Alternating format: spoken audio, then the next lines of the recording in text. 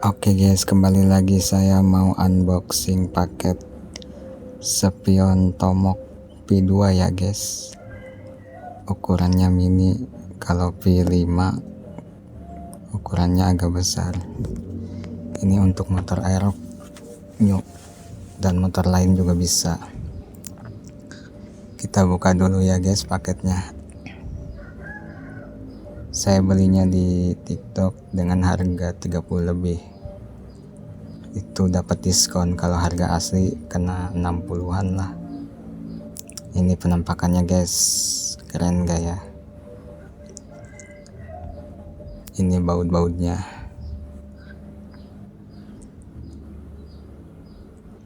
Dan ini obeng